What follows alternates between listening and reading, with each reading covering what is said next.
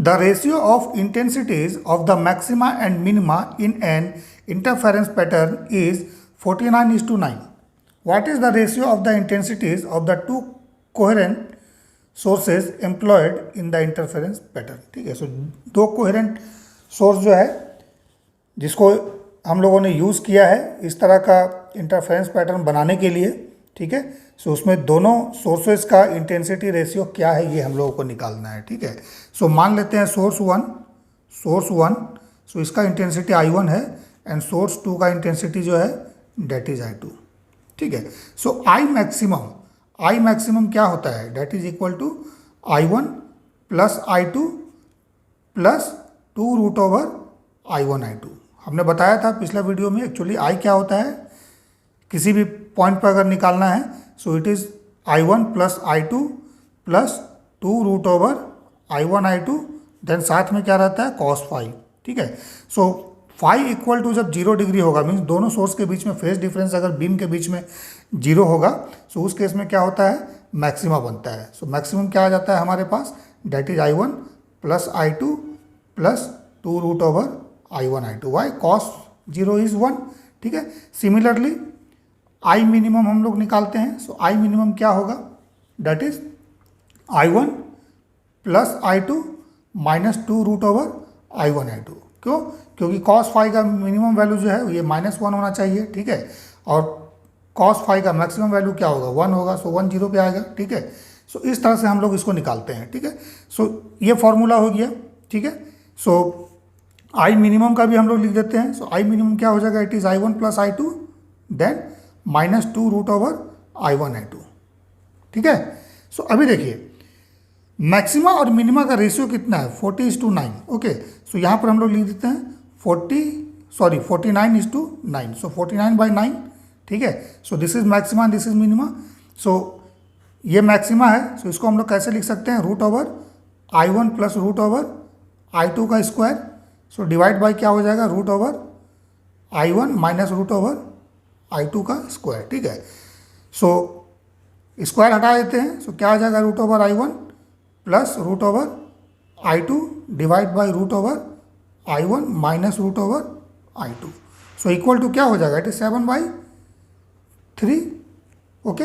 अब क्या करना है, अब हम लोग क्रॉस मल्टीप्लाई कर देते हैं, सो क्रॉस मल्टीप्लाई करेंगे, so 3√I1 plus 3√I2 is equal to 7√I1 minus 7√I2, ठीक है। सो देखिए इसे राइट में ले जाइए, इसे लेफ्ट में लाइए, सो 10√I2 is equal to 4√I1, ठीक है ना। सो √I1 डिवाइड बाई √I2 क्या हो जाएगा, is equal to 10/4, that means 5/2, okay. So both side square कर दीजिए, सो I1/I2 कितना आ गया, इट इज 25/4, ठीक है। सो मीन्स 25:4, ठीक है। सो I1:I2 क्या हो जाएगा, इज इक्वल टू 5:2, ठीक है। बहुत जगह आपको एम्पलीट्यूड यूज करके भी बनाया हुआ मिलेगा, सो हम लोग एम्पलीट्यूड यूज करके भी बना सकते हैं, इसमें कोई दिक्कत वाली बात नहीं है, ठीक है। सो एम्पलीट्यूड यूज करके भी अगर हम लोग बनाएंगे तो उससे भी बन जाएगा, ठीक है, ओके। सॉरी, ये 25:4 है, 25:2 तो √/दिस है ना, 25:4, ठीक है। सो एम्पलीट्यूड यूज करके हम लोग कैसे बनाएंगे, अगर एम्पलीट्यूड यूज करना है तो देखिए हमने बताया है intensity is proportional to amplitude का स्क्वायर, ठीक है। सो अगर I1 इंटेंसिटी लीजिएगा सो क्या हो जाएगा, A1 का स्क्वायर एंड I2 लीजिएगा सो प्रोपोर्शनल टू A2 का स्क्वायर, ठीक है, ठीक है। सो इसको पुट कर देना है, पुट कर देंगे सो क्या हो जाएगा हमारे पास, I max by I min, ठीक है। सो इट इज़ व्हाट, √, इसको यहाँ पुट कर दीजिए A1 A2 को, सो देखिए A1 का स्क्वायर हो गया प्लस A2 का स्क्वायर हो जाएगा प्लस 2, अब A1 स्क्वायर A2 स्क्वायर यहाँ रूट में पुट कीजिएगा, सो 2A1 A2 आ जाएगा ना, डिवाइड बाई A1 का स्क्वायर प्लस A2 का स्क्वायर -2 A1 A2 आ जाएगा, ठीक है। सो इसका मतलब ऊपर में क्या हो गया, A1 प्लस A2 का square divide by A1 minus A2 का स्क्वायर, इस तरह का आ जाएगा, ठीक है। सो A1 प्लस A2 क्या है, this is the A max and this is A minimum, ठीक है। सो A max by A mean, ये हमारे पास कितना आ जाएगा, A1 plus A2 by A1 minus A2, ठीक है।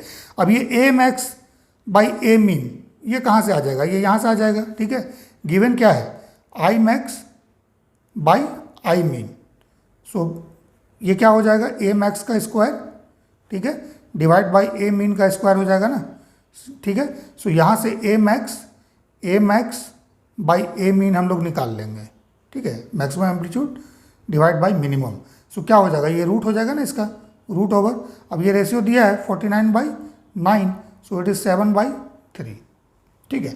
अब इस 7/3 को यहाँ पुट कर दीजिए, सो A1/A2 निकल जाएगा, ठीक है। सो इस 7/3 को यहाँ पुट कर देना है, सो 7/3 हम लोगों ने पुट कर दिया, सो ये क्या हो जाएगा, A1 plus A2 divide by A1 minus A2। अब इसको सॉल्व करके A1/A2 निकाल लीजिए, ठीक है, ठीक है। सो देखिए हम लोगों ने निकाल लिया A1/A2, सो ये 5/2 आपका आ गया। सो इसलिए अगर हम लोग I1/I2 निकालना चाह रहे हैं, सो ये क्या हो जाएगा, A1 का स्क्वायर डिवाइड बाई A2 का स्क्वायर होगा, सो डैट मीन्स A1/A2 का स्क्वायर हो जाएगा ना, सो डैट इज़ 5/2 का स्क्वायर, सो इट इज़ 25/4, ठीक है। सो I1:I2 हमारे पास कितना आ गया, इट इज़ इक्वल टू 25:4, जो पहले हम लोगों ने निकाला है, ठीक है। सो एम्पलीट्यूड लेके भी बना सकते हैं या सीधा इंटेंसिटी लेके भी हम लोग बना सकते हैं, ठीक है। और अगर मान लीजिए यहाँ पर इंटेंसिटी का रेशियो हम लोगों ने निकाला I1/I2 25/4, सो यहीं से अगर पूछता है हमें नहीं एम्पलीट्यूड का रेशियो निकाल लें, सो A1/A2 क्या हो जाता है, it is root over I1/I2, so क्या हो जाता है, रूट ओवर 25/4, सो A1/A2 हमारे पास क्या आ जाता है, इट इज़ 5/2, ठीक है। सो एम्पलीट्यूड का रेशियो भी यहाँ से आ जाता है, ठीक है। सो दोनों में से कोई भी मेथड से हम लोग बनाएंगे, हमारा क्वेश्चन जो है ये बन जाएगा। सो बेसिक कंसेप्ट इसमें यही है कि ये जो फॉर्मूला आप देख रहे हो इंटेंसिटी का, मैक्सिमम और मिनिमम इंटेंसिटी का एंड द जनरल इंटेंसिटी, ये जनरल इंटेंसिटी है, ठीक है, मैक्सिमम मिनिमम नहीं है। This depends on phase difference, है ना, ऑफ द टू बीम, दोनों बीम जो है, दोनों कोहेरेंट बीम जो है, इसके बीच का फेज डिफरेंस पर डिपेंड करता है कि हमारा मैक्सिमा या मिनिमा बनेगा। सो किसी भी फेज डिफरेंस के लिए अगर आपको इंटेंसिटी निकालना है, so this is the formula, ठीक है। इसी को यूज़ करके ये मैक्सिमम मिनिमा वाला फॉर्मूला डिराइव होता है, ठीक है। सो इस फॉर्मूला को याद रखिए, ठीक है। And further intensity is proportional to amplitude का स्क्वायर, बस सब्स्टिट्यूशन कीजिएगा, बन जाएगा।